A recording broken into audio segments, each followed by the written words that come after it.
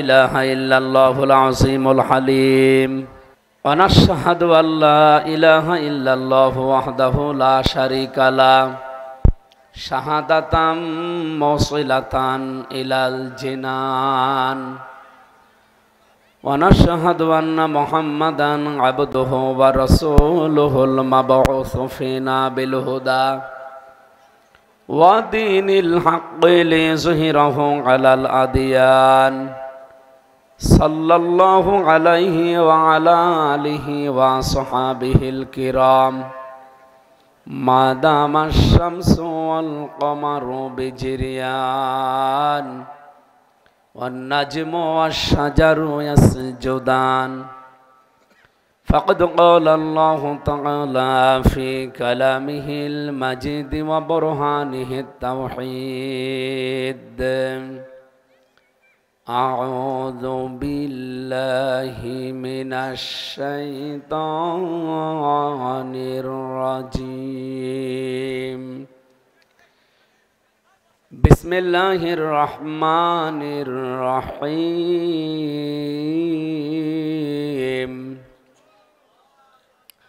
والعصر إن الإنسان لفي خسر صدقت يا ربنا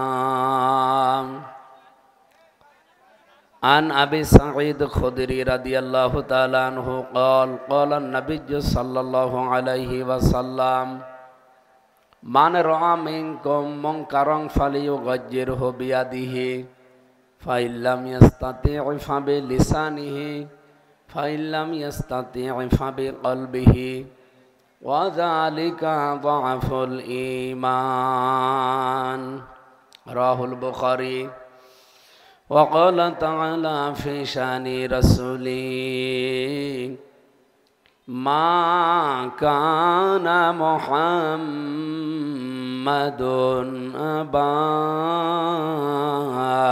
أحد من رجالكم ولكن رسول الله وخاتم النبيين وخاتم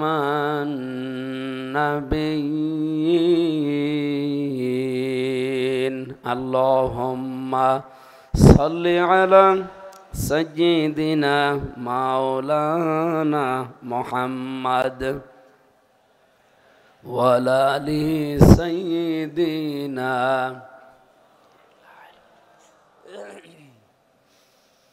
সুন্নাত নয় শুধু দাওয়াতের মেহমান সুন্নাত নয় শুধু খাওয়া শেষে মধুপান আরো কিছু সুন্নাত আছে তুমি জানো কি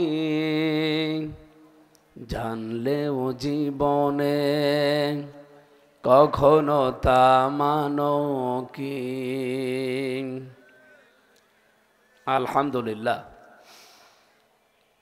শরীয়তপুর জেলার ডামুড্ডা থানার অন্তর্গত ঐতিহ্যবাহী আব্দুস সামাদ ইসলামী একাডেমির হাফেজ ছাত্রদের পাগড়ি প্রদান অনুষ্ঠানের সরকারি ডামুড্ডা মুসলিম উচ্চ বিদ্যালয় ময়দানে তাফসিরুল কোরআন মাহফিল এটা 14তম চলছে। 14টা বছর কোরআনের কথা এখানে আলেম ওলামারা বলেছেন। অনেকে হয়তো বিদায়ও নিয়েছেন, অনেকে এখনও জীবিত আছেন। আল্লাহ তাদের কথাগুলো আমল করার তৌফিক দেন। এ মাহফিলের সম্মানিত সভাপতি অত্র এলাকার সর্বজন শ্রদ্ধাভাজন ব্যক্তিত্ব আলহাজ কামাল হোসেন ঝঞ্ঝু শিকদার, আমার আরাফাতের ভাই, দামাত বারকাতুহুমুল আলিয়া। এ মাহফিলের প্রধান অতিথি বাংলাদেশ জাতীয়তাবাদী দল বিএনপির ভারপ্রাপ্ত চেয়ারম্যান, তারুণ্যের অহংকার জনাব তারেক রহমানের একান্ত সচিব, সংসদ সদস্য প্রার্থী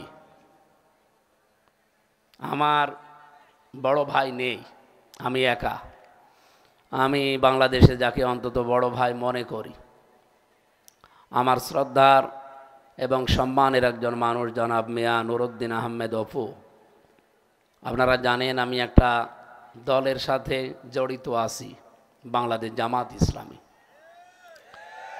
কুষ্টিয়া সদর 3 আসন থেকে নমিনেশনও আমাকে দিয়েছে, আমি না জানার কারণেও।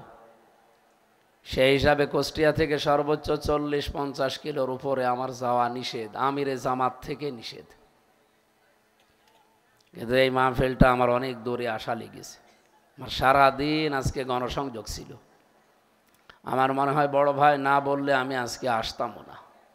অনেক কষ্ট হয়ে গেছে, বিভিন্ন জায়গা থেকে কথা বলে মাইনাস করে করে আজকে আপনাদের বাংলাদেশ জামাত ইসলামের যিনি জেলার আমির, ওনার সাথেও কথা হয়েছিল। আজকের মাহফিলের বিশেষ মেহমান বাংলাদেশ জামাত ইসলামী এই আসনের জন্য মনোনীত নমিনি জননেতা জনাব আজহারুল ইসলাম, শ্রদ্ধাভাজন বড় ভাই, হায়াতে তজ্জেবা সিহাতে কল্লিয়া কামনা করছি। রাত তো গভীর হয়ে গেছে, অনেকক্ষণ আপনারা কথা শুনতেছেন, সেই আসরের পর থেকে মনে হয় আরম্ভ হয়েছে। কথা বললেন আলহাজ মাওলানা আব্দুল বাতেন শরীয়তপুরি, মাওলানা আবদুল্লাহ আল নাইম। এখানে প্রশাসনের ঊর্ধ্বতন কর্মকর্তারা, বিশেষ করে ডিআইজি সাহেব এসেছে, আপনাদের এলাকার কৃতি সন্তান জনাব আবদুল্লাহ আল মামুন আনসারি। আনসারি মানে বোঝেন? সাহায্যকারী।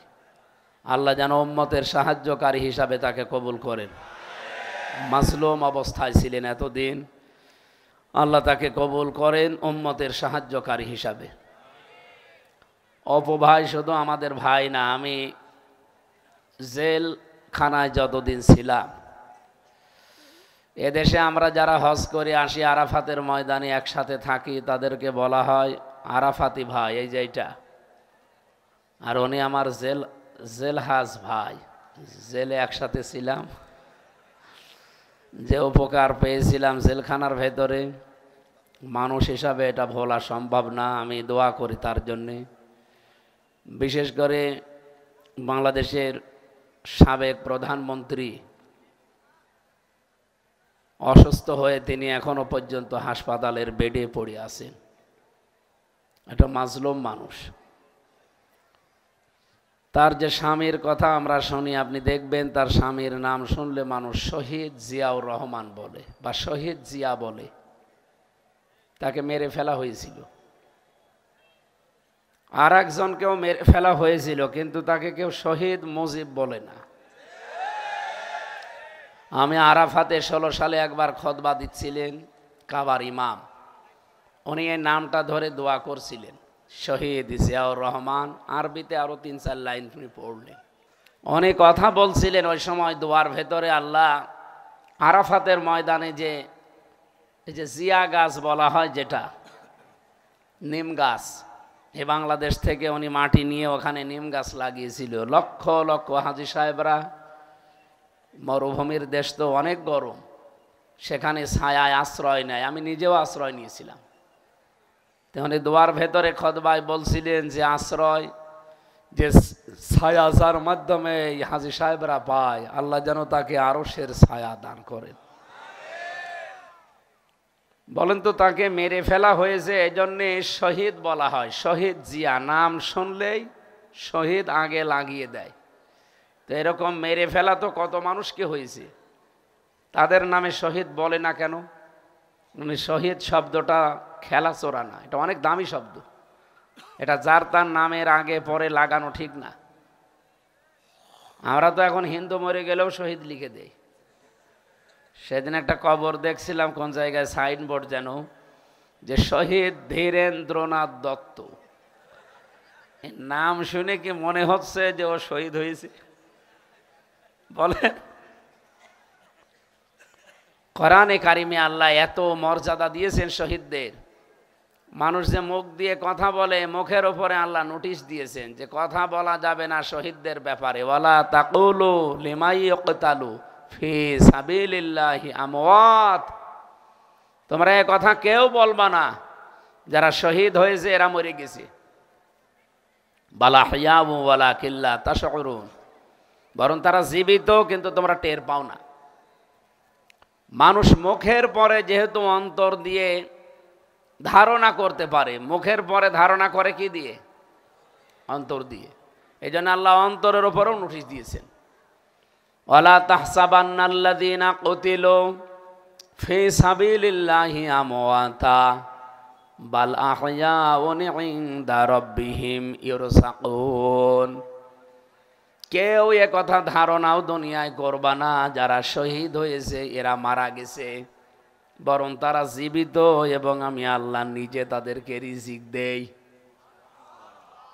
শরীয়তপুরবাসী মন থেকে বলেন তো, মানুষকে ঘুমিয়ে থাকলে খাওয়া লাগে? আর জোরে বলেন।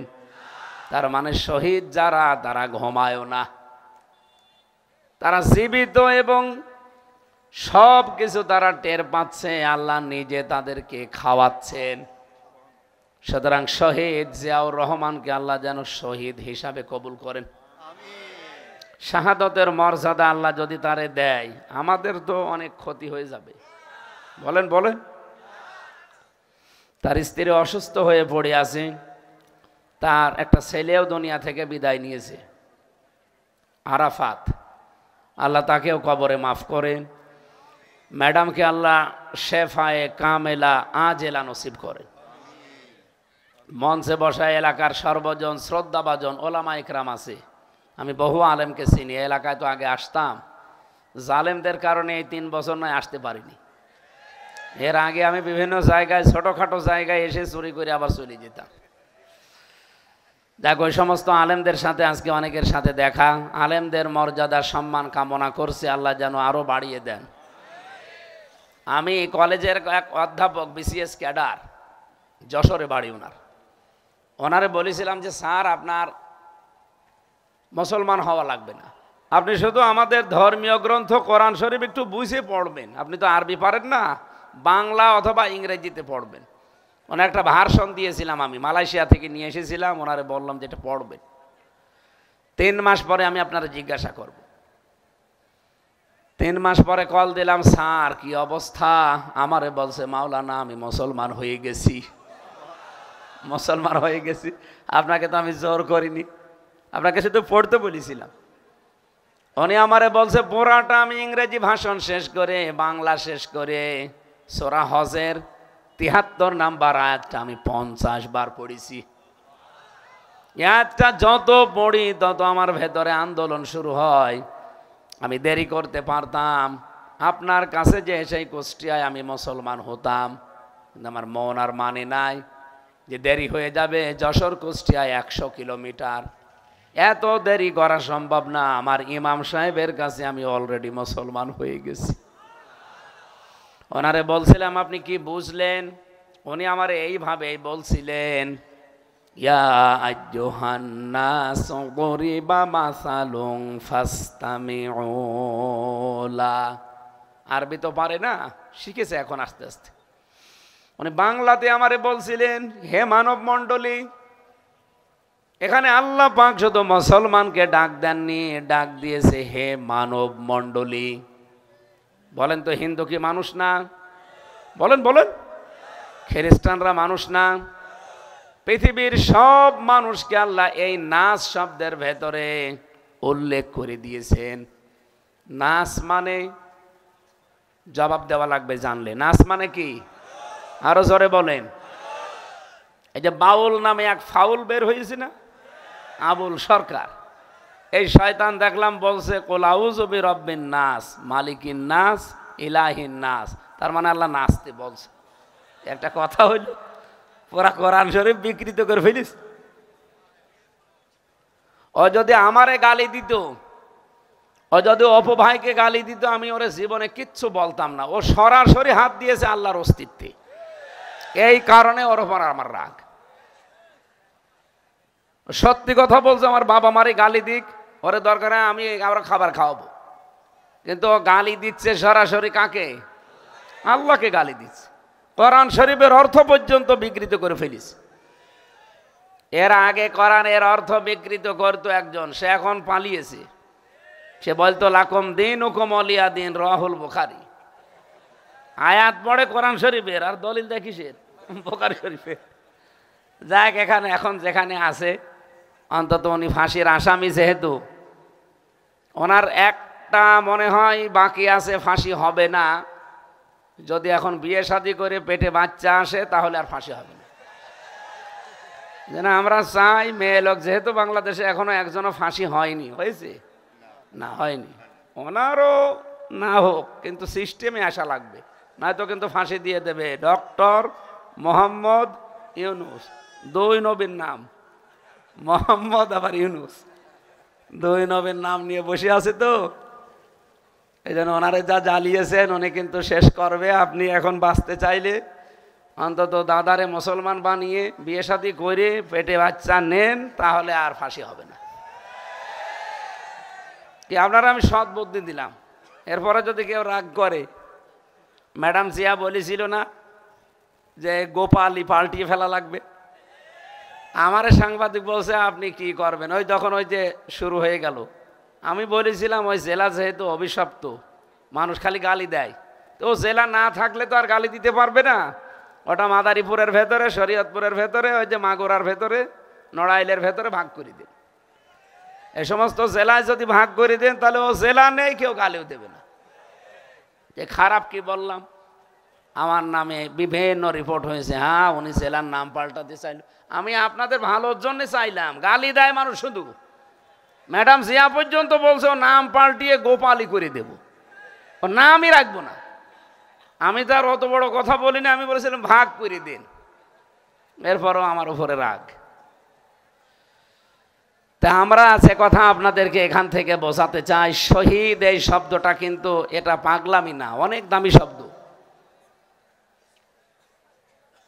বিশ্বনবী মুহাম্মদুর রাসূলুল্লাহ সাল্লাল্লাহু আলাইহি ওয়াসাল্লামের আজকে তাফসীর মাহফিল আপনারা লিখেছেন, কিন্তু ঘোষক বলছিল এটা সিরাত মাহফিল।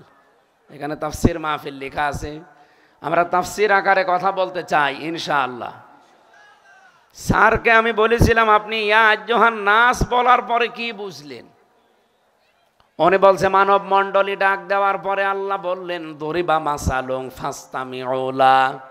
একটা উদাহরণ দেই তোমাদের সামনে, খুব ভালোভাবে উদাহরণটা শ্রবণ করো।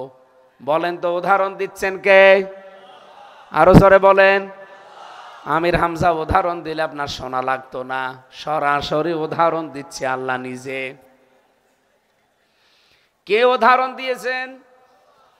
ইন্নাল্লাযীনা তাদউনা মিন দুনিল্লাহি ইবাদুন মিন দুনিল্লাহি লা ইয়াখলুকু যুবাবা। নিশ্চয় যারা আল্লাহ বাদে অন্য কাউকে ডাকো, আমি আল্লাহ গ্যারান্টি দিলাম ওরা একটা মাছি বানাতে পারছে না, পারবেও না। ইয়াখলুকু এটা মজারে, বর্তমান ভবিষ্যৎ, প্রেজেন্ট ফিউচার। মজারের আগে যদি লান আসে বাংলা অর্থ দাঁড়ায় জীবনও হবে না। এই চ্যালেঞ্জ ১৫০০ বছর আগে পার হয়ে গেছে, আজ পর্যন্ত কেউ এই চ্যালেঞ্জ মোকাবেলা করতে পারে নাই। যদি তাদের সব দেবতা এক জায়গায় হয়েও চেষ্টা করে তাও মাছি বানানো সম্ভব। উনি আমারে বলছে আমি কি করলাম এতদিন? তাহলে আমার ৫৩ বছর বয়স, ওই স্যার বলছিল এই ৫৩ বছর আমি একাধারে তাদের সামনে মাথা নত করেছি, আমি বিভিন্ন জিনিস তাদের কাছে চেয়েছি, অথচ তারা একটা মাছি পর্যন্ত বানাতে সক্ষম না। এইটাই বাস্তব।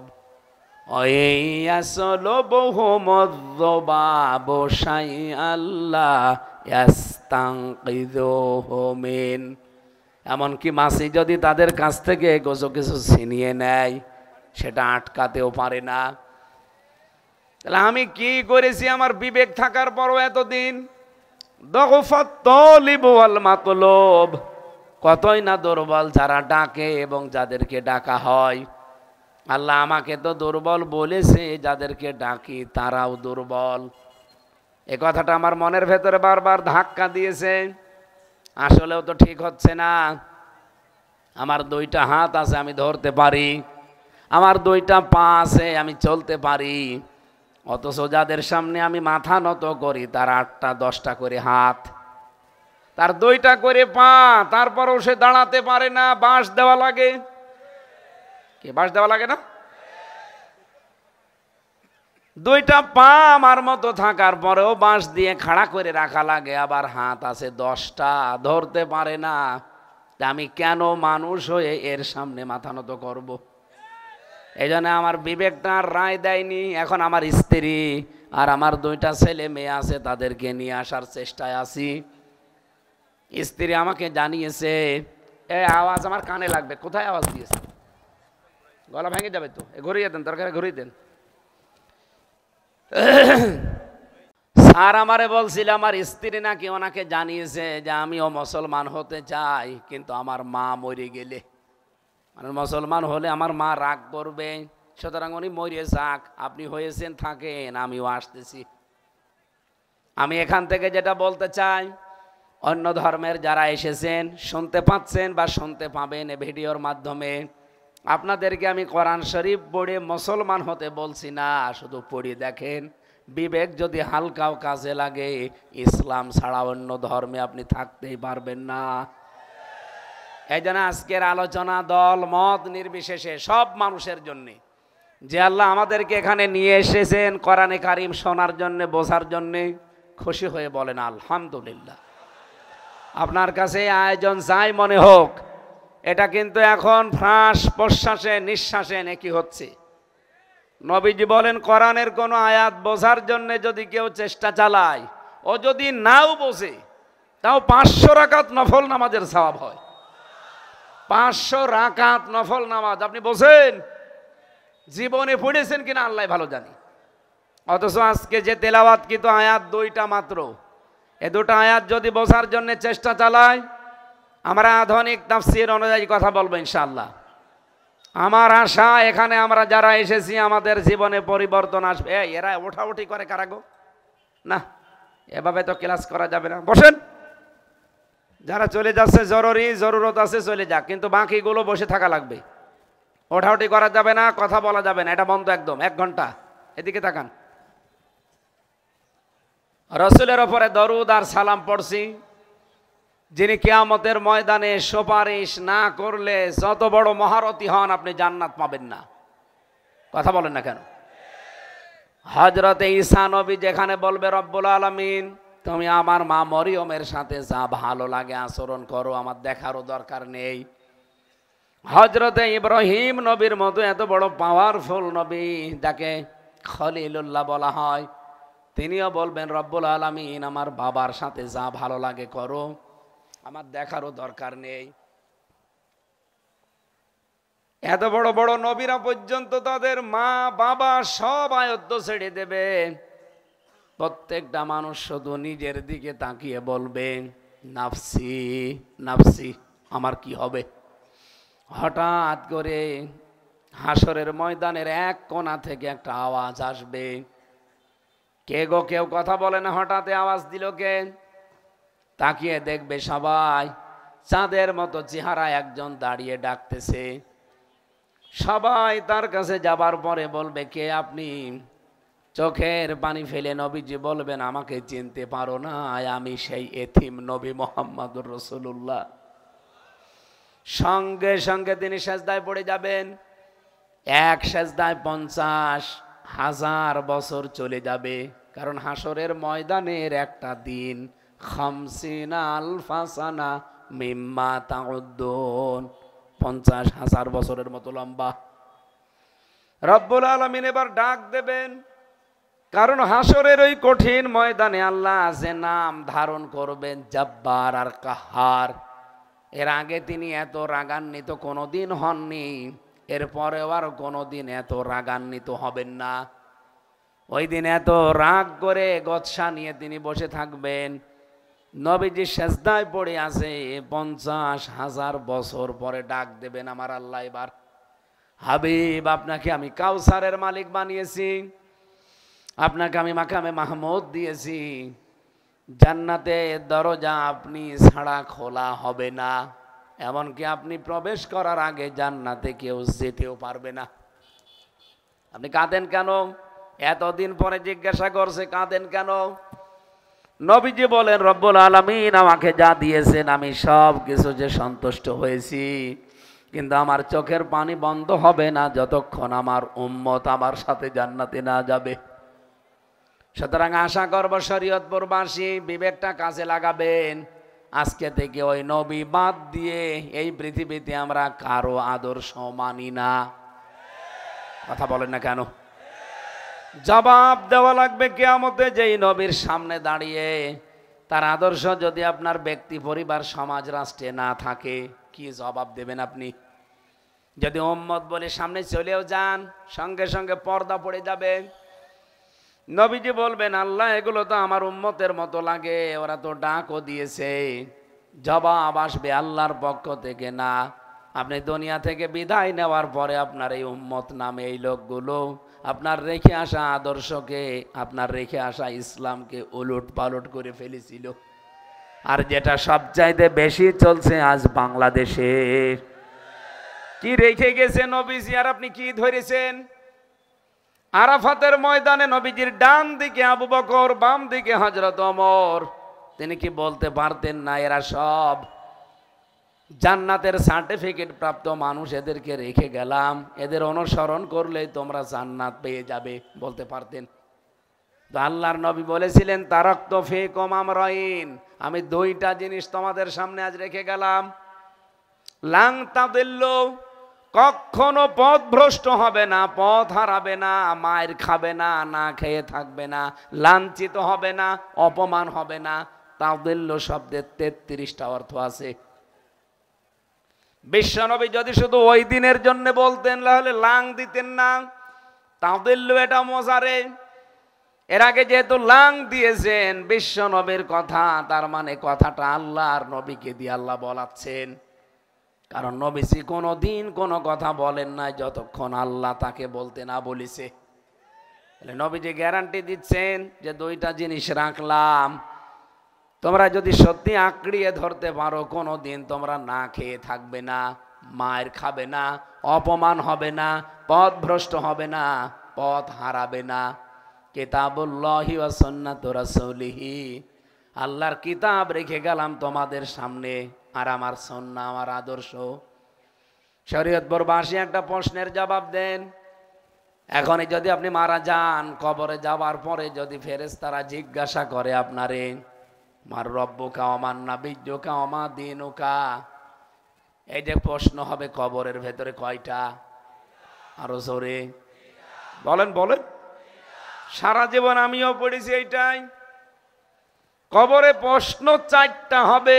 প্রথম প্রশ্নই আপনাকে জিজ্ঞাসা যদি করে, মার রব্বুকা, তোমার রবকে? আপনি যদি বলেন রব্বি আল্লাহ, আমার রব আল্লাহ। 2 নম্বরে যদি বলে মা দীনুকা, তোমার জীবন ব্যবস্থা বা দিন ধর্ম কি? আপনি যদি বলেন দীনুল ইসলাম। 3 নম্বরে একজনকে দেখিয়ে বলা হবে মান হাজার রজুল, এই লোকটাকে।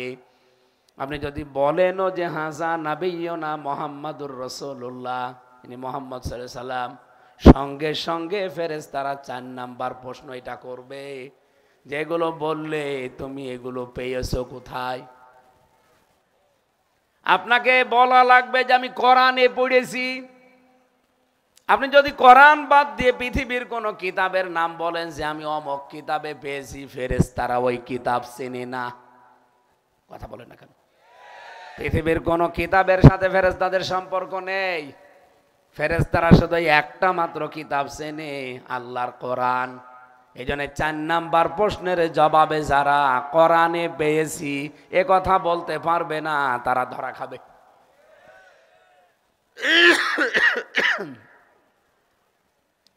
আজকে থেকে এই জন্য আমাদের সিদ্ধান্ত নেওয়া লাগবে এখন থেকে, মান করাল কোরআনা, যে ব্যক্তি কোরআন পড়বে, ইকরা কিতাবাকা, পড়ো কিতাব, তোমাকে যেটা দেওয়া হয়েছে এটা হাসরের ময়দানের ওই কিতাবও হতে পারে। এমনকি দুনিয়াতে যে কিতাব আল্লাহ আমাদেরকে দিয়েছেন কোরআন শরীফ, এইটাও হতে পারে।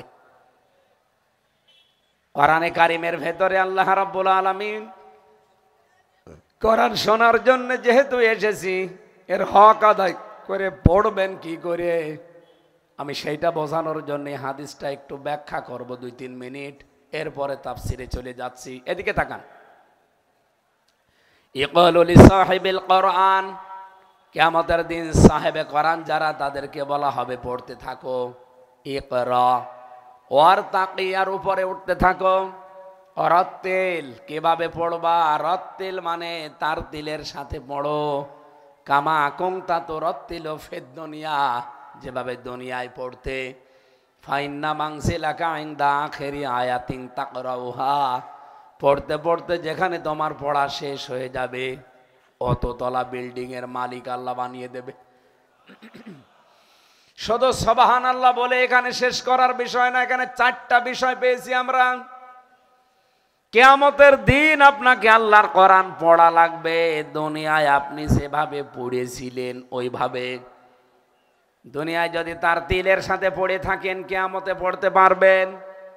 দুনিয়ায় যদি তারতিলের সাথে আপনার পড়া না হয়, কিয়ামতে পড়তেও পারবেন না, উপরে উঠতেও পারবেন না। এজন্য খুব জরুরি বিষয় যে তারতিলের সাথে পড়া কাকে বলে। আল্লাহ রাব্বুল আলামিন নিজে দলিল দিয়েছেন সূরা বাকারা 121 নম্বর আয়াতে, আল্লাযীনা আতাইনাহুমুল কিতাবা ইয়াতলুনাহু হাক্কা তিলাওয়াতি, আমি যাদেরকে কিতাব দিয়েছি কোরআনে কারীম, তারা এর হক আদায় করে তেলাওয়াত করে।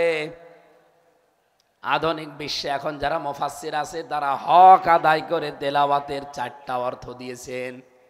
শরীয়তপুরবাসী, এটা খুব খেয়ালের বিষয়। আপনি দুনিয়াতে যদি এই 4টা হক আদায় করে কোরআন পড়তে পারেন, কিয়ামতের দিন এক এক আয়াত পড়লে আপনাকে আল্লাহ উপরে তুলে দেবে। শর্ত কয়টা? আরো জোরে বলেন, বলেন বলেন। 1 নম্বরে পড়লে আপনাকে শুদ্ধ করে পড়া লাগবে। এখানে বহু মুসলমান আছে কোরআন পড়ে কিন্তু শুদ্ধ না, এরকম মানুষ নেই? আরো জোরে বলেন। আমি চার্লস স্টিফেনের জীবনী পড়ছিলাম, ইংরেজি ভাষণে ওনার জীবনী পাবেন, দেখবেন। চার্লস স্টিফেন এ লোকটা পপ সঙ্গীত শিল্পী। বিশ্বে যে মাইকেল জ্যাকসন যেমন, এইরকম মানের একজন। আমেরিকাতে একটা বিল্ডিং এ উঠছিলেন, বহুতলা ভবনে, হোটেলে থাকবেন বলে। হঠাৎ করে গানের আওয়াজ তার কানের ভেতরে ভেসে এসেছে। বান্ধবীদেরকে বলছে, তোমরা রুমে যাও, এত সুন্দর গানের আওয়াজ আমি তো জীবনে শুনি নাই। নিচে নেমে আসলেন লিফট বয়ে, দোকান দেয়া যে দোকান থেকে আওয়াজ ভেসে আসে ওই দোকানে গেলেন। জিজ্ঞাসা করলেন, ভাই এই গানের রচয়িতাকে, সুরকারকে? দোকানদার বলে, রচয়িতা সরাসরি আল্লাহ নিজে। ও তো আর আল্লাহ চেনে না, রসুল চেনে না। সুর করেছে কে? পৃথিবীর বহু শিল্পীর গান আমার কাছে আছে, কিন্তু এটার সুরকার কে? উনি বললেন, এই সুরকার হচ্ছে বিশ্বকারী আব্দুল বাসেত। উনি বলছে, আমি এরকম সুর শিখতে চাই, আমি এই লোকটার কাছে যেতে চাই। দোকানদার মুসলমান ছিল, বলছে আপনি মুসলমান হন আগে, আর ওনার বাড়ি মিশরে, আপনি ওনার কাছে যান। বলছে আমি তাই মুসলমানই হব। চলে গেছে মিশরে, 3 বছর একাধারে কোরআনে কারিম শিখেছে। যেই কণ্ঠ দিয়ে এতদিন গান বলতো, ওই কণ্ঠ দিয়ে এখন আন্তর্জাতিক সেমিনারগুলোতে কোরআন পড়ে। ইন্টারনেটে সার্চ দিয়ে দেখেন তার তেলাওয়াতের মান কি। কণ্ঠ যেহেতু ওইটাই আছে, শুধু জিনিস পাল্টিয়েছে, আগে গান বলতো, এখন কোরআন পড়ে। আমার মনে হয় তার তেলাওয়াত শুনলে কোরআন নাজিল হচ্ছে মনে হয়। তার জীবনী পড়তে পড়তে শেষের দিকে যে দেখি,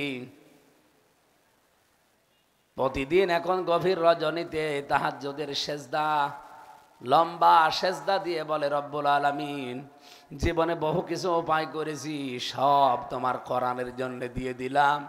দয়া করে মেহেরবানি করে কিয়ামতে আমার জবাব তুমি নিও না। তেলাওয়াত আমাদের ঠিক করা লাগবে। আমরা এখানে 100 জনের, আমার যতটুকু অ্যানালাইসিস, আমি আল কোরআন রিসার্চ ফাউন্ডেশনের সদস্য হিসাবে দেখেছি, বাংলাদেশের 100 জনের 95 জন মানুষ কোরআন শরীফ পড়তে পারে না। যা পড়ে তা শুদ্ধ হয় না। তাহলে হক আদায় করে যদি কেউ পড়তে চান, মাস্ট বি আপনাকে এটা শুদ্ধ করে তেলাওয়াত করা শিখতে হবে।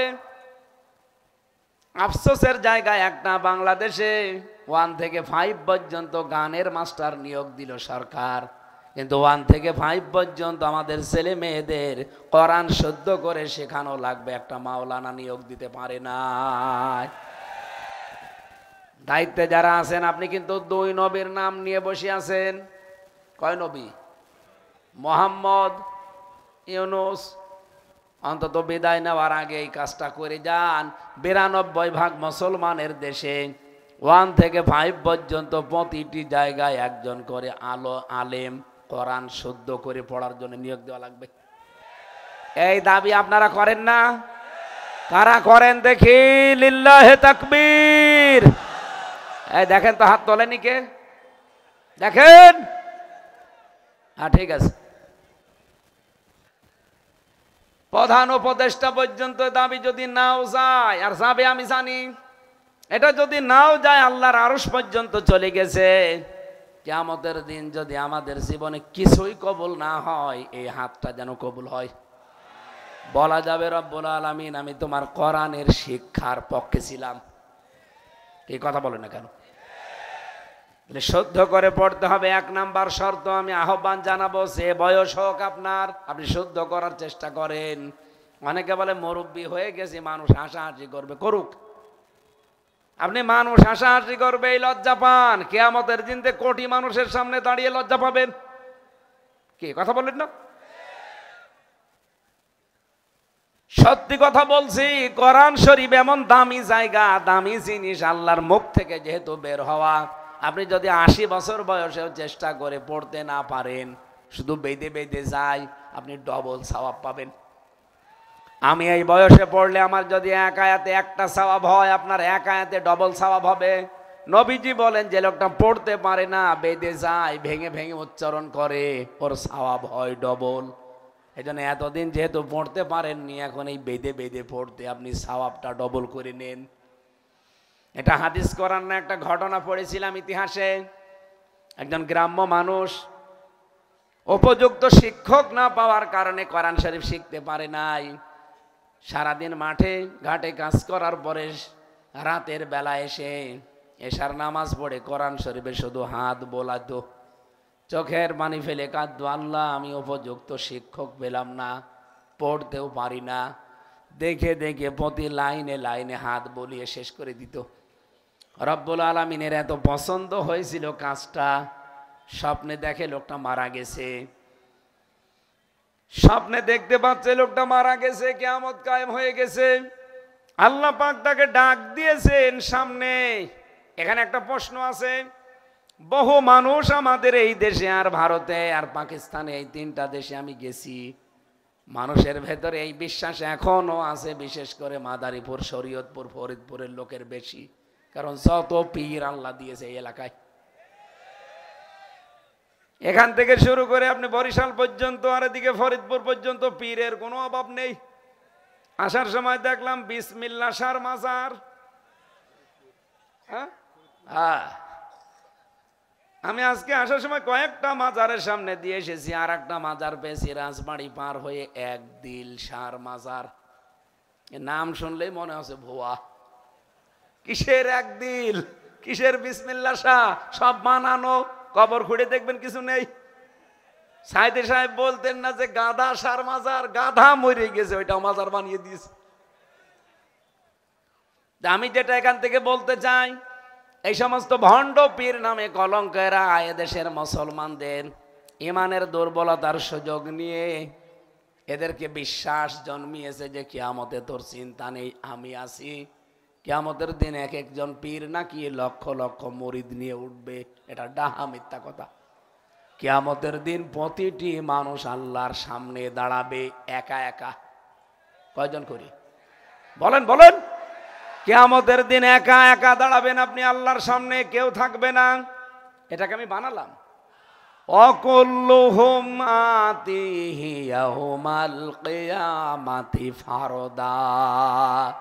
সূরা মরিয়ম 16 নাম্বার পারার 10 নাম্বার পৃষ্ঠা 15 নম্বর লাইনের শেষ নাম্বার রুকুর 95 নাম্বার আয়াতে আছে, তাফসিরে ইবনে কাসিরে পাবেন।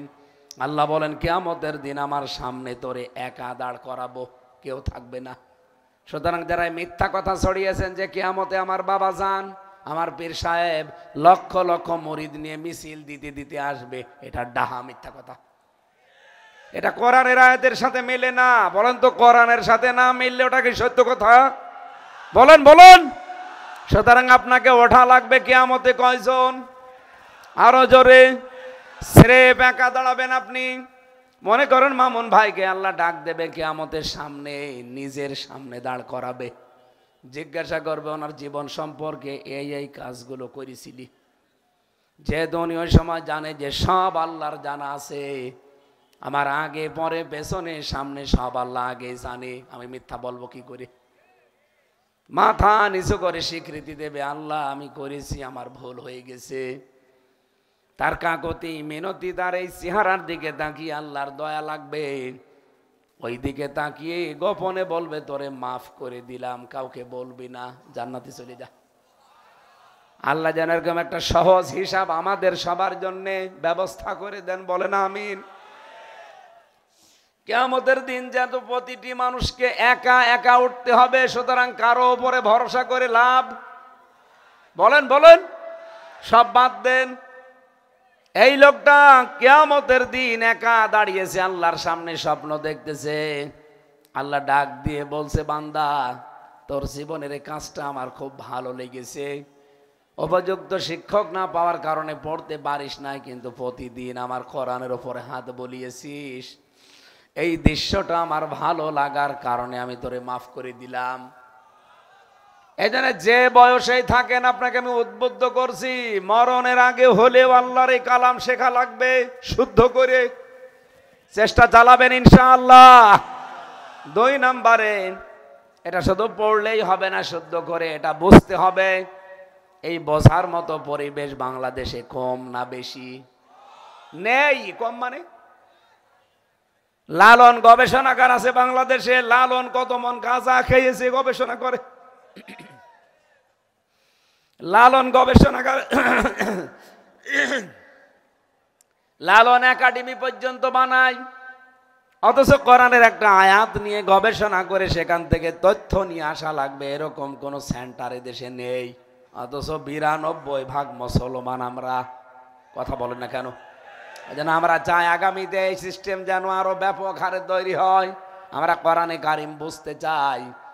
আল্লাহর কসম করে বলছি, পুরা কোরআন শরীফ আপনি তাফসির না, শুধু একবার যদি মাতৃভাষায় পুরাটা পড়েন, একটু যদি বোঝেন, আপনাকে পিটিয়েও কেউ এই দেশে শিরিক করাতে পারবে না। আপনি করে দেখেন। সুতরাং এটা বোঝার চেষ্টা করতে হবে, এটা হক, কোরআনের 2 নম্বর শর্ত। 3 নম্বরে শুধু বুঝলেই হবে না, যতটুকু বুঝেছেন অতটুকু মানা লাগবে। আসতে বলেন। শরীয়তপুরবাসী আমার এই কথার জবাব দেওয়া লাগবে। আমি যতটুকু বুঝি, আজহার ভাই যতটুকু বোঝে, অপু সাহেব যতটুকু বোঝে, বাংলাদেশের যে অবস্থা বলেন তো আমরা অতটুকু মানতে পারি? বলেন বলেন। আমরা তো ওইটাই চাই। এবার আমি যতটুকু বুঝি কোরআন, অতটুকু ব্যক্তি, পরিবার, সমাজ, রাষ্ট্রে মানতে চাই। আরে মানতে চাওয়া এখন আমাদের নাকি দোষ? আরে ভাই, বাংলাদেশে বহু কোরআনের আয়াত এমন আছে যেগুলো শুধু পড়া যায়, চুমা দেওয়া যায়, কিন্তু মানা যায় না। যেমন সুদের, জেনার, চুরির, এই আয়াতগুলো কোরআনে নেই। আপনি পড়লেই মনে করেন সওয়াব হবে, ওটা আমিও জানি, কিন্তু সারা জীবন যদি ওয়াজ নসিহত করা হয় চুরি করলে হাত কেটে দাও, এটা জীবনেও পারা যাবে না, এটা রাষ্ট্র আইন লাগবে। জেনা করেছে আপনি সারা জীবন বলবেন, জীবনেও আপনি রায় দিতে পারবেন না। আমি যখন জেলে গিয়েছিলাম 20 সালে, আমার গ্রামে একটা জেনার ঘটনা ঘটেছিল কুষ্টিয়ায়। স্বামী বিদেশে আছে, ওই মহিলা একজনের সাথে লাইন করে জেনা করে ফেলেছে, এলাকার লোকজন ধরেছেও। আমার কাছে সকালে এসে বলছে রায় দেন। রায় মানে ফতোয়া দেন। আমি ফতোয়া দিয়ে দিলাম যে জেনা যদি সত্যি করে আর দেখে সাক্ষী 4 জন থাকে, তাহলে তার সঙ্গে সারের বিধান, যেহেতু বিবাহিতা। এখন এ ফতোয়া পর্যন্ত শেষ। বললাম যেহেতু এ দেশে কোরআনের আইন চলে না, এ ফতোয়া আবার কার্যকর করেন না। তাহলে ওই মহিলাকে কার্যকর করার আগে পুলিশ আমারে ধরে নিয়ে যাবে। ওই যে পুলিশ বসে আছে, পুলিশ আমারে ধরে নিয়ে যাবে, দরকার নেই থাক। এরপরে জেলে চলে গেলাম। 3 বছর পরে বের হয়ে দেখলাম গ্রামের লোক 2 ভাগ। এক ভাগ ওই যে রাগ করে আছে যে হুজুর শুধু পড়তে পারে, রায় দিতে পারে না। রায় দিয়ে আমি বাঁচতাম, কথা বলে না কেন? আর রায় দিয়ে বাঁচতাম যদি কোরআনের আইন এই দেশে রাষ্ট্রীয় ভাবে কায়েম থাকতো। বলেন, এই জন্যই তো মাথায় দড়ি দিয়ে এবার মাথায় মানুষে গামছা বেঁধে লেগেছি যে এইটা কি করে সংসদে কায়েম করা যায় সেই ব্যবস্থা করব। আমরা যতটুকু পড়ি অতটুকু যদি মানতে পারি তাহলে 3 নাম্বার শর্ত আদায় হয়। 4 নাম্বারটা কি? আপনি শুধু নিজে পড়বেন, নিজে বুঝবেন, নিজেই মানবেন হবে না, এটা যেন জনগণ মানতে পারে সেই ব্যবস্থা করে দেওয়া লাগবে। এই ব্যবস্থা করতে গেলে কারো কাছে আজ রাজনীতি মনে হয়, এই ব্যবস্থার কথা বলতে গেলে কারো কাছে মনে হয় যে এটা ধান্দাবাজি, দুনিয়ার কাজ। আমি 25 জন নবীর দোয়া পড়েছি কোরআন শরীফে। 25 জন নবী দোয়া পড়েছে, শুধু আদম নবী বাদ দিয়ে প্রতিটা নবীর দোয়ার ভেতরে রাষ্ট্রের কথা ছিল। আমি ডিআইজি সাহেব সহ যারা শিক্ষিত মানুষ আছেন তাদেরকে বলছি বাড়ি যেয়ে মিলাবেন। হযরতে সুলাইমান নবী আল্লাহর কাছে দোয়া করেছিলেন, এটা সূরা সাদের 35 নম্বর আয়াতে আছে। ক্বালা রাব্বি গফিরলি ওয়া হাবলি মুলকাল লা ইয়ানবাগি লি আহাদিম মিন বা'দি ইন্নাকা আনতাল ওয়াহ্হাব। সুলাইমান নবী দোয়া করছেন, হে আমার রব, আমাকে মাফ করে দেন, আমাকে এমন একটা রাষ্ট্র ক্ষমতা দান করেন যে আমার পরে আর কাউকে এমন ক্ষমতা দেবেন না। ইন্নাকা আনতাল ওয়াহ্হাব, নিশ্চয় আপনি মহাদাতা। হযরত ইউসুফ নবী দোয়া করলেন, ক্বালা রাব্বি জাআলনি আলা খাযাইনিল আরদি ইন্নী হাফিজুন আলীম। সূরা ইউসুফের 55 নম্বর আয়াতে পাবেন। ইউসুফ নবী বলেছে, বাদশাহ আপনি আমাকে খাদ্যের দায়িত্ব দেন, খাদ্য মন্ত্রণালয়ের দায়িত্ব আমারে দেন, আমি এ বিষয়ে ভালো বুঝি এবং এ বিষয়ে সংরক্ষণকারী আমি ভালো। মুহাম্মদুর রাসূলুল্লাহ দোয়া করলেন, ওয়াজআললি মিন লাদুনকা সুলতানান নাসীরা। সূরা বনী ইসরাঈলের 80 নম্বর আয়াতের শেষের অংশে আছে, 15 নম্বর পারা 8 নম্বর পৃষ্ঠা 15 নম্বর লাইনের শেষ শব্দ এটা। উনি বললেন, রব্বুল আলামিন আমাকে রাষ্ট্র ক্ষমতা দান করেন যার ভেতরে আপনার সাহায্য থাকে। আমার প্রশ্ন এরকম, 25 জন নবীর দোয়া পেয়েছি, শুধু আদম নবীরটা বাদ দিয়ে। আদম নবী বলেছিলেন, রব্বানা যালামনা আনফুসানা ওয়া ইল্লাম তাগফির লানা ওয়া তারহামনা লানাকুনান্না মিনাল খাসিরিন। এই একটা দোয়া শুধু উনি নিজের জন্য দোয়া করেছিলেন, শুধু। বাকি কোন নবীর দোয়া আমি পাইনি। তারা বলেছে, আল্লাহ তুমি আমারে শুধু দুনিয়ায় দিয়ে দাও না। প্রতিটি নবী দুনিয়া যাওয়ার সঙ্গে সঙ্গে বলেছে আমাকে রাজ ক্ষমতা দাও। আমার প্রশ্ন, শরীয়ত প্রবাসী নামটা আপনাদের কি দেখেছেন? শরীয়ত, এই জন্য আপনারা শরীয়ত ভালো বোঝেন। আমি তো যতটুকু পড়াশোনা করেছি বাংলাদেশ নিয়ে, যত বেশরিয়তি কাজ কারবার সব শরীয়তপুরি হয়। আমার কাছে ওদের কাছে জানে না, না যত বেশরিয়তি কাজ কারবার এই জেলায় বেশি, এমনকি ন্যাংটা পীরও এই জেলায়। আমি একবার এসেছিলাম সে 18 সালে, ওই যে ওইদিকে কোন থানা যেন, না না এ থানায় না, এ থানায় নড়িয়ার পাশে একটা জায়গা আছে কি সুরেশ্বর। আমারে কমিটি নিয়ে গেল সকালবেলা, যে দেখি একজন পাগড়ি মাথায় দিয়ে গেটে বসে আছে। দেখে মনে করলাম এ তো ভালোই লাগে। আমারে বলছে, হুজুর আমার মাথায় পাগড়ি তাতে কি, ভেতরে যে বাবা আছে ও বাবা কিন্তু ঠিকই ন্যাংটা। আমি ভেতরে যাই আস্তাগফিরুল্লাহ নাউজুবিল্লাহ যাই বলেছি, চোখ মোটা করে তাকিয়ে বলছো হুজুর ঘৃণা করবেন না, ভেতরে মাল আছে। আমি এ সময় বইলেই ফেলেছি মাল যা আছে সব তো দেখা যাচ্ছে, নতুন কোন মাল দেখাও, এ মাল তো সবার আছে। ওকে মাল এ জেলায় যত বেশরিয়তি কাজ কারবার, ইসলাম আসলে এটা থাকবে না শরীয়ত, শরীয়তের বিধান এখান থেকে চালু হবে ইনশাআল্লাহ। অশরীয়ত প্রবাসী 4 নাম্বার যেটা বলতে চাই, প্রত্যেকটা নবী যে দোয়া করলেন রাষ্ট্রের ক্ষমতার জন্য, নবীরা কি দুনিয়া ভোগ করার জন্য দোয়া করেছিলেন? দুনিয়ায় ক্ষমতা ভোগ করার জন্য, টাকা পয়সার মালিক হওয়ার জন্য? আরো জোরে বলেন কেন? প্রতিটি নবী চেয়েছেন এই ক্ষমতার মাধ্যমে আল্লাহর আইনগুলো কায়েম করব। আমরাও আল্লাহর কসম এটা চাই। আমি দুনিয়া সবচেয়ে বেশি বুঝে ফেলেছি জেলখানায়, জেলখানায় না গেলে আমি এত বুঝতাম না। পৃথিবীর জমিনটা পুরা ধোকা খেল তামাশা, পুরা ধোকা খেল তামাশা, ছলনা ছাড়া কিচ্ছু না। আল্লাহর ভাষা ওমাল হায়াতুদ দুনিয়া ইল্লা মাতাউল গুরুর, পৃথিবীর জমিনটা ছলনা খেল তামাশা ধোকা। কে বলছে? আমি এটা ওই 3 বছরে আরো বেশি বুঝেছি। এই জন্য দুনিয়ার প্রতি এখন আস্তে আস্তে আমার আকর্ষণ আগের চাইতে অনেক কমে গেছে। এখন আমার একটাই ধান্দা, কি করে আল্লাহর জমিনে তার বিধান কায়েম করা যায়। এমনকি টাকা পয়সা অর্থ সম্পদের প্রতি আমার কোনো এখন আর মোহ আস্তে আস্তে কেটে গেছে। আর আমি করব কি? আমার 3টা মেয়ে, আমি যা করব কামাই সব খাবে আমার জামাই। ওই লোকের ছেলের জন্য করে লাভ আছে? যা আছে অন্তত নিজে খেয়ে যায়।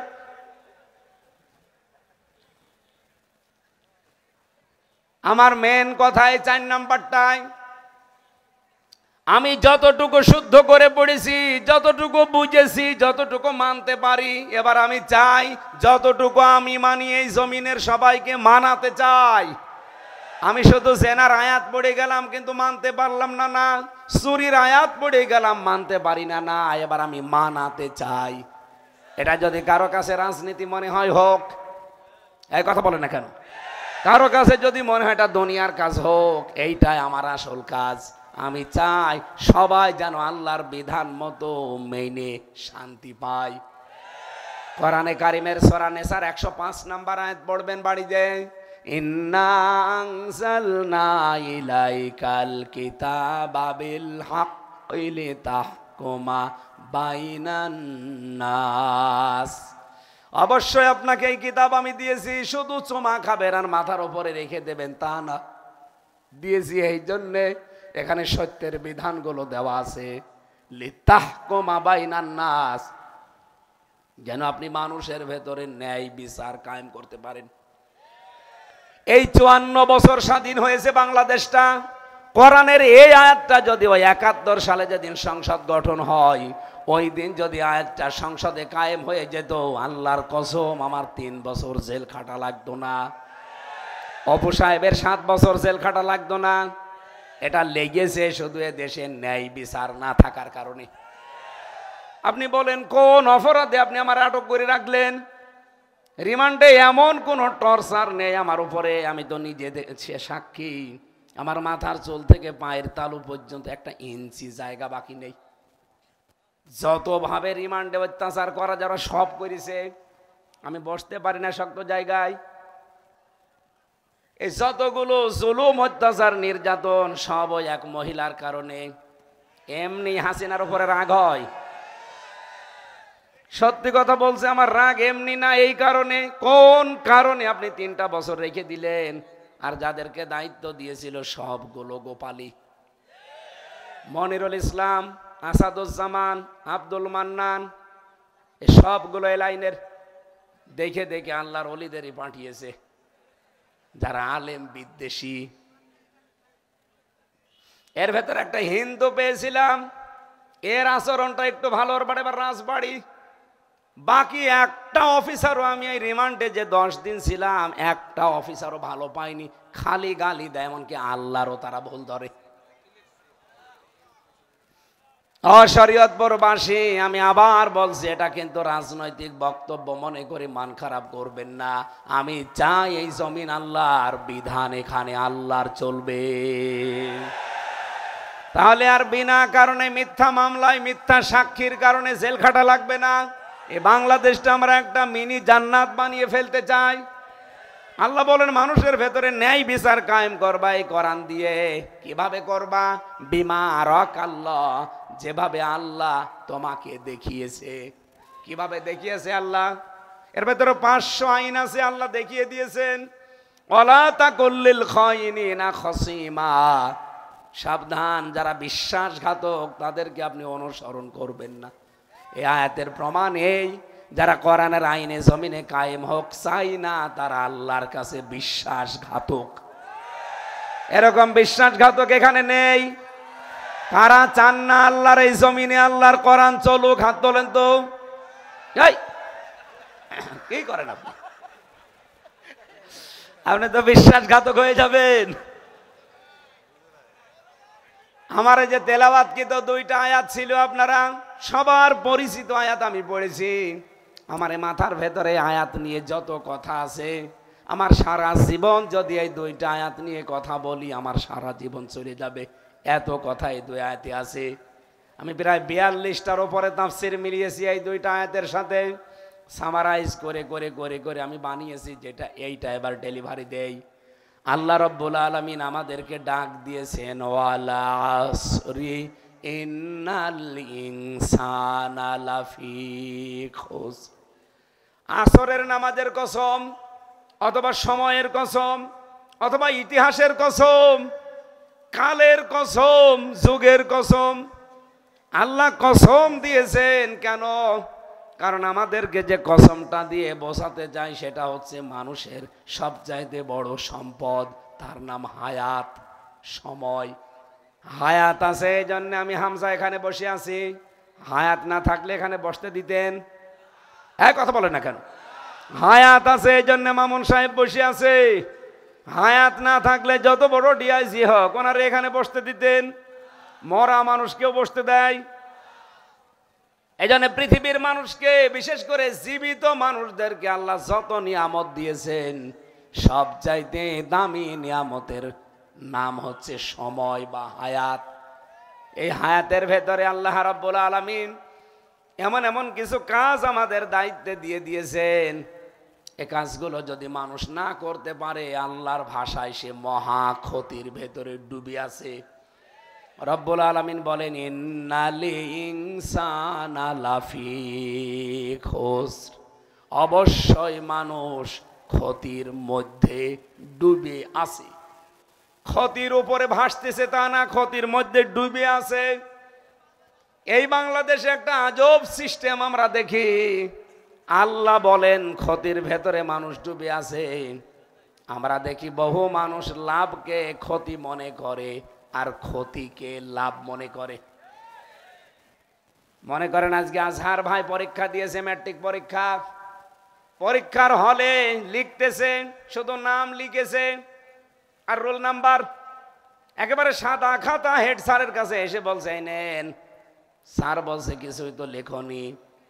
বলছে, স্যার কি লিখবো? মাজার দিকে তাকান, তাকিয়ে দেখে কি নল। নল চেনেন? এ দেখে বলছে যে, বাবা তুই চলে যা, তোরা লেখা লাগবে না, তোর মার্ক ঠিক পেয়ে যাবি। রেজাল্ট যেদিন বের হয়েছে, ওই দিন দেখা যাচ্ছে পেয়েছে 100-র ভেতরে 90।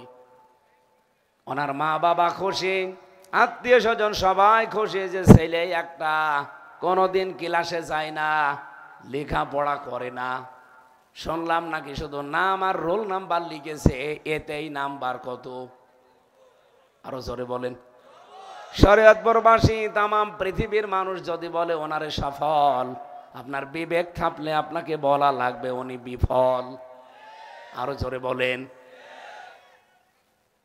আমাদের ঝন্টু সাহেব পরীক্ষা দিয়েছে, কারো তা দেখে না, কারো লেখে না, শুধুমাত্র যতটুকু যোগ্যতা লিখেছে, নকলও করে না, কাউকে দেখায়ও না।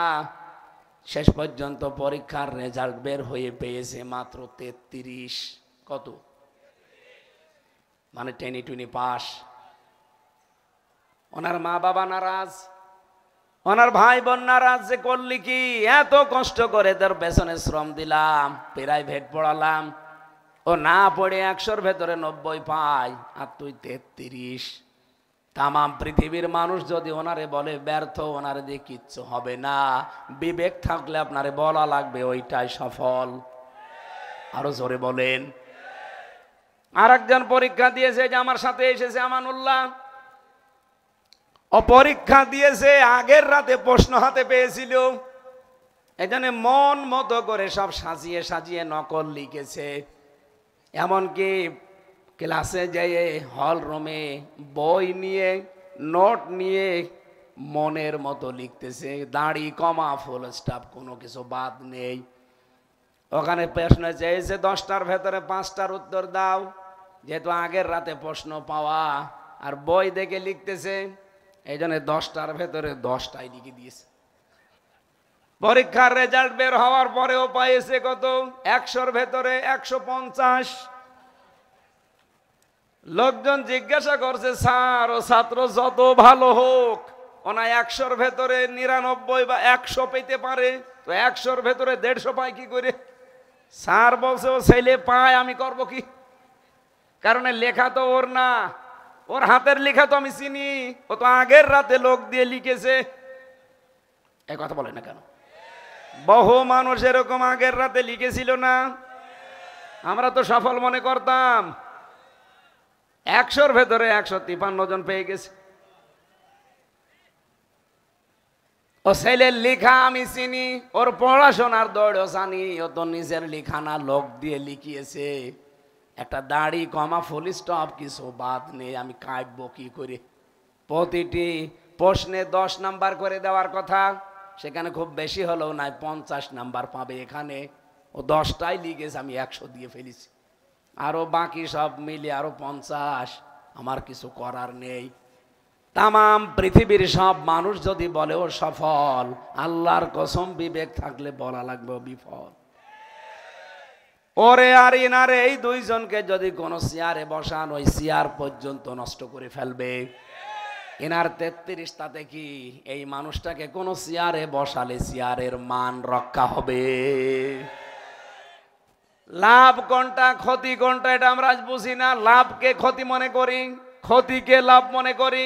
আশা করছি কথা বুঝেছেন। বলেন বলেন। তামাম পৃথিবীর সব মানুষ আপনাকে সফল বলতে পারে। এই যে ডোনাল্ড ট্রাম্প, বলেন তো তামাম দুনিয়া তার এখন আঙ্গুলের ইশারায় চলে, কিন্তু লোকটা সফল না বিফল? আল্লাহর ভাষা অনুযায়ী তামাম পৃথিবীর সব মানুষ ক্ষতির মধ্যে ডুবতেছে। লাফি লাফি মানে মধ্যে, অবশ্যই ক্ষতির মধ্যে ডুবতেছে, হাবুডুবু খাচ্ছে। আমার মনে হয় কথাটা শোনার পরে যাদের বিবেক আছে, শরীরে কাপ ধরার কথা। এখন যদি ডিআইজি সাহেব, একটা সিআইডি এসে এখানে কেউ বলে, সিআইডি অফিসার বা এসবির কেউ এসে বলে যে একটু সাবধানে থাকেন, আপনার ব্যাপারে কথা আছে, এতটুকু কথা বলে যদি উনি চলে যায়, আমার মনে হয় এখানে যারে বলেছে সে সব সময় চিন্তায় থাকবে, না জানি কোন ক্ষতি হয়ে যায়। আরো জোরে বলেন। বিকাল বেলা আবার কল দেবে সিআইডির কাছে যে স্যার কিছু তো বললেন না, কি ক্ষতি হবে? বলে হবে, কিন্তু বলা যাবে না। রাতের বেলা আমার মনে হয় তার ঘুমও আসবে না। কথা বলেন না কেন? একটা সিআইডি অফিসারের কথা সত্যও হতে পারে, মিথ্যাও হতে পারে। এতটুকু কথা শোনার পরে যদি আপনার ঘুম খাওয়া দাওয়া বন্ধ হয়ে যায়, মহান আল্লাহ বলছেন ইন্নাল ইনসানা লাফি খুসর, পৃথিবীতে যত মানুষ আছে সবাই ক্ষতির ভেতরে। আল্লাহর কথা শুনলে কিভাবে টেনশন হওয়ার কথা বলেন তো। আল্লাহ কিন্তু বলেন না যে জিনরা ক্ষতির ভেতরে, পৃথিবীর অন্য কোন সৃষ্টি ক্ষতির ভেতরে, ফেরেশতারা ক্ষতির ভেতরে না। ইন্নাল ইনসান, মানুষ যারা, আমি আল্লাহর ভাষায় তারা ক্ষতিগ্রস্ত। শরীয়তপুরবাসী খুব গুরুত্বপূর্ণ বিষয়ের ভেতরে আমি যেমন আছি, আজহার ভাই আছে, অপু ভাই আছে, মামুন ভাই আছে, সবাই আছে। আল্লাহ বলছেন সবাই ক্ষতির ভেতরে। তাহলে এই যে 710 কোটি মানুষ এখন তামাম দুনিয়ায়, এর ভেতরে মাত্র 175 কোটি আমরা মুসলমান, বাকি 535 কোটি মানুষ আল্লাহর এই আয়াত অনুযায়ী সব ক্ষতিগ্রস্ত। কেউ আর ইমান আনে না, এই সব 535 কোটি মানুষ সব বেঈমান, ওরা তো এমনিই ক্ষতিগ্রস্ত। এবার আমরা যারা 175 কোটি মানুষ আছি, এর ভেতরেও ক্ষতিগ্রস্ত আছে কিনা দেখার দরকার নেই? আরো জোরে বলেন। এই যে 535 কোটির ভেতরে মোদি আছে না? এক কথা বলে না কেন?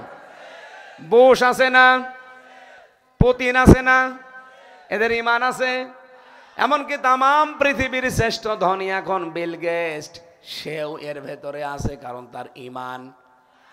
এখন যদি আপনি তার কাছে যে বলেন ট্রাম্প সাহেব আপনি কিন্তু ক্ষতিগ্রস্ত, ওকে মানবে? ও বিশ্বাস করবে? কিন্তু আমরা জানি আল্লাহর ভাষায় সে কি। আরো জোরে বলেন। এখন এই ক্ষতির ভেতরে যারা ডুবে আছেন, এখান থেকে উঠতে চাই, বাঁচতে চাই, আমরা যারা আল্লাহর কথা বিশ্বাস করি। আপনি ডুবতে পারেন পানির ভেতরে, মনে করেন 1 মিনিট, 1 মিনিটের পরে আপনার থাকতে পারেন না পানির ভেতরে। আপনার পীর সাহেব যদি চায় যে আপনাকে আরো 2 মিনিট ডুবিয়ে রাখবে, আপনি যত বড় পীর হোক, নিজের জীবন বাঁচাতে পানির ভেতরে ডুবে থাকবেন। ও যত চাপ দিক উপর থেকে, দরকার হয় হাত নাড়াচাড়া দিয়ে, পীর সাহেবকে লাতে গোতা দিয়ে হলেও আপনি উপরে ওঠার চেষ্টা করবেন। আরো জোরে বলেন। আল্লাহ পাক বলেন সবাই ক্ষতির ভেতরে ডুবে আছে। অশরীয়তপুরবাসী, এই ক্ষতি থেকে যদি সত্যি আপনাকে বাঁচতে হয়, আর এই বাঁচার জন্য যদি কেউ বাধা দেয়, তারে লাথি গোতা দিয়ে হলেও সরাতে হবে। এই ক্ষতি থেকে এখন আমি ডুব থেকে উঠতে চাই, উপরে ভাসতে চাই। ভাসতে গেলে যদি আমার পীর বাধা হয়ে দাঁড়ায়, দরকার হয় পীরকেও লাথি গোতা দেব। যদি আমার দল বাধা হয়ে দাঁড়ায়, দলকেও লাথি গোতা দেব। যদি আমির হামজা বাধা হয়, হামজাকেও দেবো। এই কথা বলে না কেন? কারণ আমার তো বাঁচা লাগবে আগে। আমি যদি মরে যাই, আমি পীরকে সম্মান দেব কি করে? হামজাকে সম্মান দেব কি করে? আমারে বাঁচা লাগবে। এই কারণে এখন আর কাউকে দেখার সময় নেই। এই মহা ক্ষতি থেকে আমি বাঁচতে চাই। আল্লাহ বলেন এই মহা ক্ষতির সমুদ্র থেকে যদি বাঁচতে চাও, 4টা কাজ দুনিয়ায় করা লাগবে। ইল্লাল্লাযীনা আমানু ওয়া আমিলুস সলিহাত। ঈমান আনা লাগবে আল্লাহর প্রতি। প্রশ্ন আসতে পারে আমাদের ঈমান আছে না? কেউ যদি বলে আমানতু বিল্লাহ, আমি ঈমান এনেছি আল্লাহর উপরে, এই কথার সাথে 4টা কথা জড়িয়ে থাকে। আপনি বললেই হবে না আমার ঈমান আছে। কমপক্ষে 4টা কথা আপনাকে মানা লাগবে। কেউ যদি বলে আমি ঈমান এনেছি, এ কথার সাথে কয়টা কথা জড়িত? আরো জোরে। জোর হলো না? এবার আপনি মিলান তো আপনার ঈমান আছে কিনা। 1 নম্বরে আল্লাহর অস্তিত্ব মানা, কি? 2 নম্বরে আল্লাহর গুণাবলী মানা, 3 নম্বরে আল্লাহর আইন মানা, 4 নম্বরে আল্লাহর ক্ষমতা মানা। এই 4টা বিষয় যদি দুনিয়ায় কেউ মানতে পারে, তাহলে তার ঈমান আছে। 1 নম্বরে আল্লাহর অস্তিত্ব মানা, এটা কাফেররাও মানত। আবু জেহেলকে যদি জিজ্ঞাসা করেন ওয়ালা ইন সাআলতাহুম মান খালাকাস সামাওয়াতি ওয়াল আরদ লা ইয়াকুলুন্না আল্লাহ, এই আসমান আর জমিন কে বানিয়েছে, আবু জেহেল পর্যন্ত বলতো আল্লাহ বানিয়েছে। তার আল্লাহ একজন আছে, এই অস্তিত্ব আবু জেহেল মেনেছে না মানে নাই? আমরা বহু মুসলমান এই অস্তিত্ব মানি যে আল্লাহ একজন আছে, ঠিক আছে। আবু জেহেলের মতো মনে করেন ঈমান হয়েছে। এখনো বাকি আছে কয়টা? আরো জোরে বলেন। 2 নম্বরে আমি আল্লাহর গুণাবলী মানি। আমি এমন আল্লাহর প্রতি ঈমান এনেছি যার গুণ আছে। কয়টা? আমরা অনেকেই মনে করি 99টা। না, আল্লাহর নাম পেয়েছি আমি তাফসিরে 5000। এই 5000 গুণাবলী আছে তার, এগুলো আপনাকে মানা লাগবে। তার ভেতরে অন্যতম একটা গুণাবলী হচ্ছে রাজ্জাক। আল্লাহ পাক বলেন আমি রিজিক দিয়ে থাকি। এটা দুনিয়ার কোনো মানুষের দ্বারা সম্ভব না। কোন সৃষ্টি এই দায়িত্ব নিয়ে পারবে না। সুলাইমান নবী একবার নিতে চেয়েছিল, পারে নাই। আল্লাহ রাব্বুল আলামিন রাজ্জাক নামটা নেওয়ার কারণে তামাম পৃথিবীতে কোনো সৃষ্টি না খেয়ে মরে গেছে আপনি পাবেন না। কোন সৃষ্টি আজ পর্যন্ত পৃথিবীতে না খেয়ে মরে গেছে না। আল্লাহ রাজ্জাক নাম নিয়েছে কেন? এই বিশ্বাসটা আপনার ভেতরে জন্মাতে হবে, তৈরি করা লাগবে যে আমার রিজিক নির্ধারিত আছে। এটা যত বদ্ধমূল হবে আপনার জীবনে, তত আপনি হারাম থেকে বেঁচে থাকতে পারবেন। মানুষের সম্পদ আপনি আত্মসাৎ করবেন না, চাঁদাবাজি করবেন না, মানুষের জিনিস দখল করে খাবেন না, কারণ আপনি জানবেন আপনার নির্ধারিত তৈরি করা আছে, এর বেশি আপনি খেতেও পারবেন না, এর কমও আপনি খাবেন না। এই বিশ্বাস করার নাম হচ্ছে ঈমান। এটা যার ভেতরে যত বেশি বদ্ধমূল তার তত বেশি জীবন পরিচ্ছন্ন।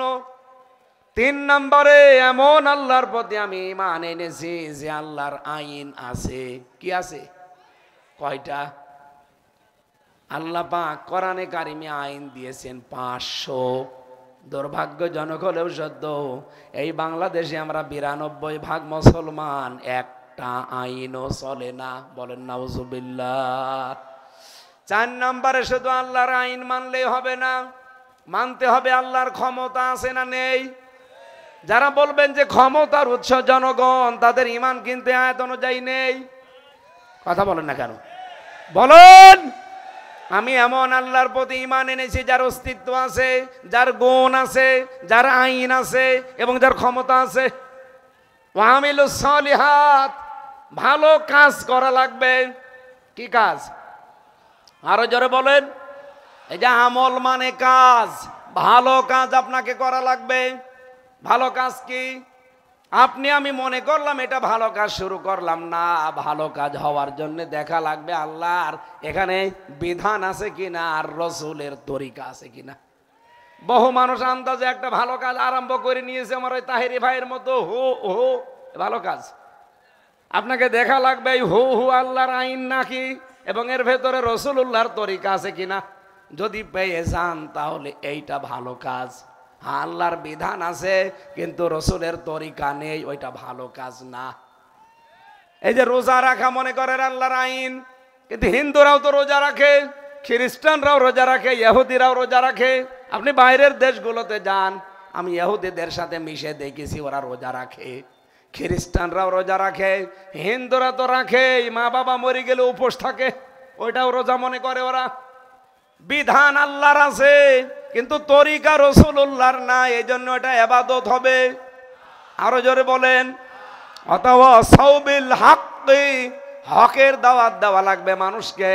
এই পৃথিবীতে এখন সবচাইতে বড় কঠিন কাজ হকের দাওয়াত দেওয়া। যত হক কথা কোথায় আছে বলেন তো?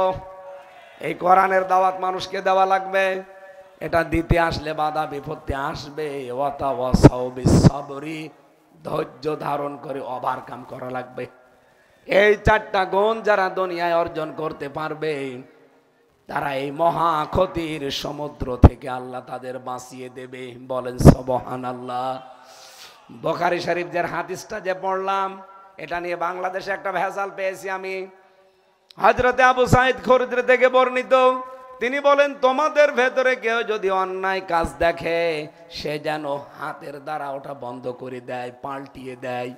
2 নম্বরে হাত দিয়ে যদি না পারে, সে যেন মুখ দিয়ে প্রতিবাদ করে ওটা বন্ধ করার জন্য, পাল্টানোর জন্য। 3 নম্বরে ফাইল্লাম ইয়াস্তাতি ফাবিকলবিহি, ও যদি মুখে পারে না, হাতেও পারে না, সে যেন অন্তরে ঘৃণা করে। ঠিক আছে না? ঠিক নেই, ঠিক নেই। আমি বলছি এটা ঠিক হয়নি, আমি যা বললাম এটা ভুল হয়েছে। ফাইল্লাম ইয়াস্তাতি ফাবিকলবিহি, সে যেন অন্তর দ্বারা ঘৃণা করে। এখানে তো সে শব্দ নেই। ঘৃণা করার আরবি হচ্ছে কারাহা ইয়াকরাহু, সে শব্দই তো এখানে নেই। কোথায় পেলেন আপনি? এই বিকৃত অর্থের কারণে আজ বাংলাদেশে অন্যায় বন্ধ হয় না। ভালো করে খেয়াল করেন। নবীজি বললেন ফাইল্লাম ইয়াস্তাতি ফাবিকলবিহি, সে যেন অন্তর দ্বারা ঘৃণা করে। আমরা অর্থ বানিয়েছি, কিন্তু বাংলা অর্থ আপনি পেলেন কোথায়? কারাহা, সে শব্দই তো নেই। অন্তর দ্বারা ঘৃণা না, অন্তর দ্বারা পরিকল্পনা করা লাগবে। চিন্তা ভাবনা করা লাগবে কি করে অন্যায়টা বন্ধ করা যায়, পাল্টিয়ে ফেলা যায়, তুলে ফেলা যায়। হাদিসটা যদি এভাবে আমরা বুঝতাম, হাত দিয়ে পারলাম না, মুখ দিয়ে পারলাম না। এদেশের 92% মুসলমান অন্তরের দ্বারা পরিকল্পনা যদি করতাম, এই দেশে কোনো অন্যায় করে কেউ টিকে থাকতে পারতো না। সুতরাং আমাদের উচিত হবে হক কথার দাওয়াত দেওয়া, এবং এই হকের ওপরে টিকে থাকতে গিয়ে যদি বাধা বিপত্তি আসে, সর্বোচ্চ ধৈর্য ধারণ করে পরিচয় দেওয়া। আল্লাহ মহা ক্ষতি থেকে এই 4 দফা কর্মসূচি ফর্মুলা মেনে চলে আমাদেরকে যেন বাঁচিয়ে দেন, বলেন আমিন। সম্মানিত মা বোন যারা বসে আছে, হাজারো মেয়ে লোক বসে আছে, শুধু নামাজ পড়া, রোজা রাখা আর কালো বোরকা পরা ইবাদত না। নবীজি বলেন যেই মহিলার ভেতরে 4টা গুণ পাওয়া যাবে, জান্নাতের 8টা দরজা আল্লাহ খুলে রাখবে। ইদা নাজারা ইলাইহা সাররাতুহু, যখন তার স্বামী বাইরে থেকে এসে তার দিকে তাকাবে, তখন সে স্বামীকে আনন্দ দেবে, খুশি করবে। ওয়াইদা গাবানহা হাফিজাতুহু, স্বামী যখন বাইরে যাবে তখন স্বামীর সম্পদ, স্বামীর সন্তান আর নিজের ইজ্জত হেফাজতে রাখবে। ওয়াতুইনু আলা দীনি যাওজাতিহা, 3 নম্বরে স্বামীকে আল্লাহর দ্বীনের উপরে চলার জন্য সাহায্য করবে, খাদিজাতুল কুবরার মতো সহযোগিতা করবে। 4 নম্বরে স্বামী যেটা পছন্দ করে ওটা যদি জায়েজ হয়, আবার বলছি, স্বামী যেটা পছন্দ করে ওটা যদি জায়েজ হয়, জীবন থাকতে ওই মহিলাকে মানা লাগবে। স্বামী পছন্দ করে কিন্তু ওটা জায়েজ না, স্বামী না স্বামীর বাপ পছন্দ করলো মানা যাবে না। কথা বলছেন? স্বামী পছন্দ করছে একটা হারাম কাজ করতে, কিন্তু আল্লাহ রসুলের অবাধ্য হয়ে স্বামীর ওই হারাম কাজ, স্বামী একা না, স্বামীর 14 বংশ বললেও আপনাকে মানা যাবে না। আমার কথা বোঝা গেছে না? এই যে 4টা শব্দ বললাম, নবীজি বলেন এই 4টা গুণ নামাজ রোজা পর্দার পাশাপাশি যদি আদায় করতে পারে কোনো মহিলা, আবার বলছি স্বামী বাইরে থেকে আসলে তাকে খুশি করা, আনন্দ দেওয়া। মেয়েদের আসল কাজ স্বামী বাইরে থেকে আসলে দুনিয়ার সব কিছু বন্ধ করে দিয়ে স্বামীকে সময় দেওয়া, কিন্তু অধিকাংশ মহিলা এটা করে না। ও টিভি দেখা নিয়ে, মোবাইল দেখা নিয়ে ব্যস্ত। স্বামীর এই গুরুত্বহীনতা দিন দিন পরকীয়া প্রেম বাড়িয়ে দেয়। এলাকায় পরকীয়া প্রেম নেই, আমি যতটুকু জানি এটা এই স্ত্রীর উদাসীনতার কারণে। 2 নম্বরে স্বামী বাইরে গেলে স্বামীর সম্পদের, স্বামীর সন্তানের আর নিজের ইজ্জত আবরুর হেফাজত করা লাগবে। বহু মহিলা স্বামী বাইরে গেলে দিন পায়, মনে হয় যে ও আল্লাহর রাস্তা পেয়েছে। 3 নম্বরে স্বামী যখন দিনের কাছে থাকবে, তাকে আপনি আরো পেছন দরজা দিয়ে খাদিজাতুল কুবরার মতো সাহায্য করবেন, সহযোগিতা জানাবেন যতটুকু আপনার সামর্থ্য আছে।